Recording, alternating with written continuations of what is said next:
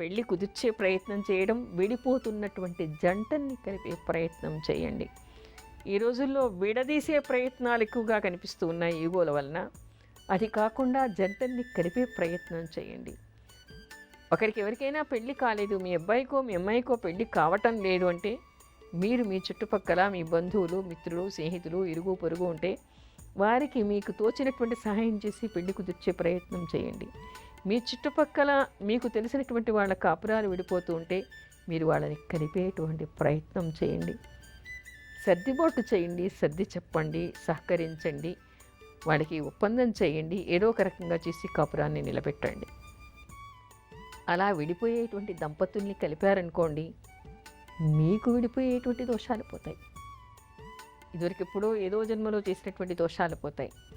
మీ పిల్లలకి అది అలవాటైందనుకోండి, వాళ్ళు కూడా అలాంటి సహకారాన్ని చేస్తారు కదా, వాళ్ళకు కూడా అలాంటి దోషాలు పోతాయి. ఎంత అద్భుతంగా ఉంది! ఇంకొక విడిపోయేటువంటి జంటని కలపటం, పెళ్ళికి సహకారం చేయటం, పెళ్ళికి ఆర్థిక సహాయం చేయటం, పెళ్ళికి మాట సహాయం చేయటం, దేవతా కళ్యాణాలు చేయించటం.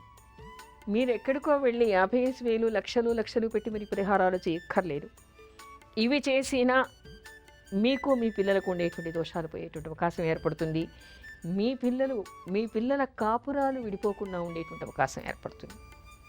ఎంత అద్భుతంగా ఉన్నాయి ఇవి! ఇవన్నీ నేను చెప్పటం లేదు, శాస్త్రంలో ఉన్నటువంటి విషయాలు నేనేం చెప్తున్నాను. మీరు కావాలంటే ప్రామాణిక గ్రంథాలు చదవండి, నేను చెప్పిన విషయాలు ఉన్నాయో లేదో మీకే తెలుస్తుంది. అందుకని మీ పిల్లలు కలకాలం పిల్లా పాపలతో కాపురాలు విడిపోకుండా ఆనందంగా ఉండాలన్నా, మీరు మీ జీవిత భాగస్వామితో ఆనందంగా జీవితాంతం కలిసి ఉండాలి అన్నా, మీరు మీలో ఈగోలు తగ్గించుకొని కలిసి ఉండేటువంటి ప్రయత్నం చేయండి.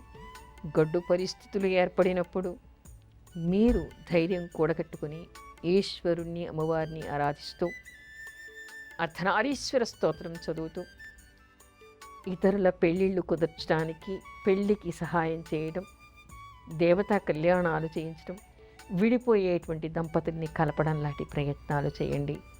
మీకిట్టే మీ దోషాలన్నీ పోతాయి. మీకుండేటువంటి పాపమంతా పరిహారం అవుతుంది. ఈశ్వరానుగ్రహం వల్ల మీ కాపురాలు చక్కబడతాయి. ఎంత అద్భుతంగా ఉంటుంది! అందుకని ఏదైనా ఈశ్వరుడి మీద భారం వేసి మీరు చేయండి.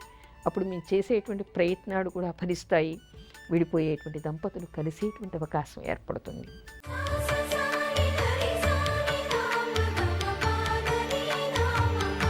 త్రయంబకం యజామహే సుగంధిం పతివేదనం ఉర్వారుకమివ బంధనాదితో ముక్షీయ మాముతః.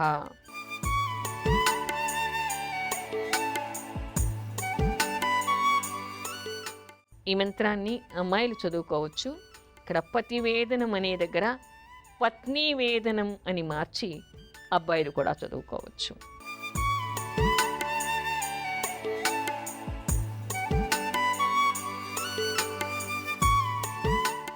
అంటే ఈ మంత్రం చదువుకోవడం వలన అమ్మా, అలాంటి వాళ్ళది నిజమైన ప్రేమ కాదు, అది వ్యామోహం.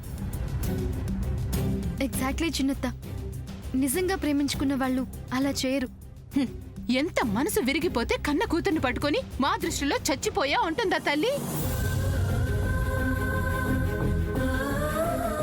అది సరే అమ్మా, తన కూతురుతో తన మాట అనేటప్పుడు ఆమె మాటల్లో వ్యథ, కళ్ళల్లో బాధ గమనించావమ్మా?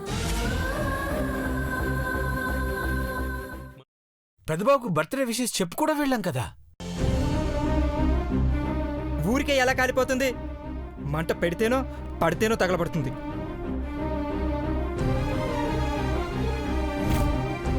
కరెక్ట్ చిన్నబాబు, నీకొచ్చినట్టే నాకు డౌట్ వచ్చింది.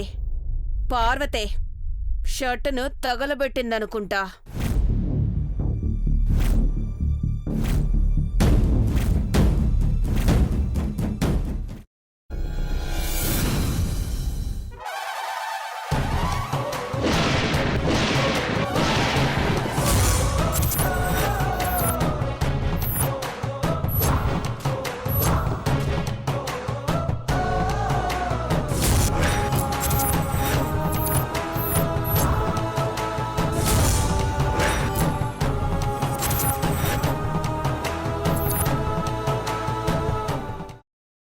తర్వాత పొట్టు తీసేసి చాప్ చేసి పక్కన పెట్టుకోవాలి. ఒక ప్యాన్లో కొద్దిగా నూనె వేడి చేసి అందులో ఆవాలు, మినప్పప్పు, శనగపప్పు, కరివేపాకు, సన్నగా తరిగి పెట్టుకున్న ఉల్లిపాయలు వేసుకుని 1 నిమిషం పాటు వేయించుకోవాలి. ఆ తర్వాత కాల్చి కట్ చేసి పెట్టుకున్న వంకాయని కూడా అందులో వేసుకుని బాగా మిక్స్ చేసి బౌల్లోకి ట్రాన్స్ఫర్ చేసుకుని అందులో తగినంత చిక్కటి పెరుగు లేదా పల్చటి పెరుగు వేసుకుని మిక్స్ చేసి అన్నంతో కానివ్వండి, చపాతీతో కానివ్వండి సర్వ్ చేసినా చాలా బాగుంటుంది.